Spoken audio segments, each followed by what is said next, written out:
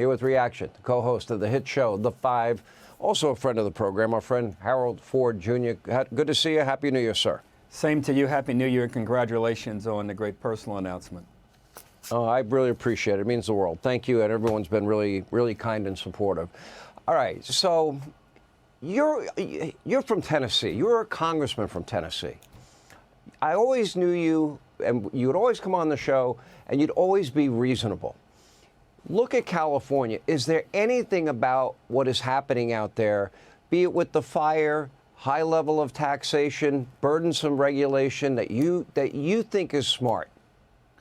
Well, a lot of people, Sean, live there. And a lot of people that I have, a lot of friends and family, some have been affected adversely by the fires in the last several days. And my prayers continue to go out to families who've lost loved ones and obviously people trying to recover and rebuild. But people make a decision to live there. And there's a lot of beauty and there's a lot of majesty about living and a lot of prestige about living out there. I think as we sit here at this moment and I listen to some of the criticism, which I think is warranted for some of the leadership out there, the only advice that I would have for both sides, those who are being critical and the leadership, is I think the timing of some of our criticism of them probably could wait a bit, because I think there's a lot of accountability and blame to go around. I think for the elected officials, the frustration that I have living in New York, and I hear from those in California, is that the political leadership doesn't seem to be able to do the two or three things that people want to know most. First, what are you doing to contain the fires and give us very honest, in real time and current updates, forthright updates on what's happening. We see some of that on our own network. We'll see in the bottom right-hand corner how fires are being contained. Tell us what security measures are being instituted in communities and neighborhoods to ensure that looters aren't able to run free. And then finally, I think some of the political markets, there's no question, will hold the mayor and the governor and others who need to be held accountable for what they did do, what they didn't do with the tax dollars. I think what you put up early, right before I came on, Sean, those are compelling numbers. When you think about the tax numbers, you think about the people leaving the state, those are questions that voters will eventually ask of these elected officials. And as you and I both know, when elected officials are unable to answer questions like that about quality of life issues during times of crisis, they generally don't get reelected. What do you say now? These Santa Ana winds are predictable. Wildfires, they happen regularly. They have hydrants that don't have water. The governor says, well, that's up to the local people. They have a reservoir in Pacific Palisades that's empty. They don't practice the science of forestry. They're not clearing the brush. They're not doing controlled burns. They're cutting the budget to the firefighters. They have the highest taxes in the entire country. And then they're going to spend $650 million making the Port of L.A. green, and they're going to spend billions of dollars on wind turbines.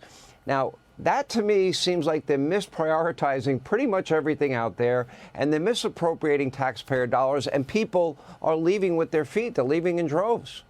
So, Sean, all of those numbers are daunting. And I think as voters out there and residents out there, these are decisions they'll have to make and will make, I believe, in the coming months and coming years as they think about leadership, retaining leadership, or even electing new leadership. But listening to those numbers, one can't but help ask the question. Now, I do give them a break here. I think these 60 to 90 mile per hour winds were unusual, were historic. And I hope that one of the things I hope they draw from this and learn from this is how they can better address this issue. No politician, for that matter, Democrat or Republican, can control wind speed, nor are we asking them to. But I think we have to be better prepared. They can be better prepared going forward. And I pray that they're able to get through this enormity of a problem, and that they are able to prepare and be better prepared, I should say, for the challenges going forward. Last exit question. In the state of Tennessee, where you once were a congressman, they have zero income tax. In the state of New York, I don't know if you're living in New York City. I live in New York. You are. You're paying 13.5%. Where would you rather live financially? Well, Sean, you live in a state that has some of that as well, and I enjoyed that. But I love New York, I'm with my kids. My kids love it. They're it's all 11 and 9. But I think, but that's the point. Everyone is able to make those decisions. But I don't want it all minimize what you put up. The fact, if you live in California and you're faced with the kind of challenge, the tragic challenge they're faced with right now, you want more from government officials, and I hope that they get more. You're probably the best spokesperson for the Democratic Party than anybody else out there. They really should hire you, because You can talk reasonably to people, and I think this is one of the major reasons why they lost this election. Harold Ford Jr., we appreciate you as always. Thank you. Hey, Sean Hannity here. Hey, click here to subscribe to Fox News YouTube page and catch our hottest interviews and most compelling analysis. You will not get it anywhere else.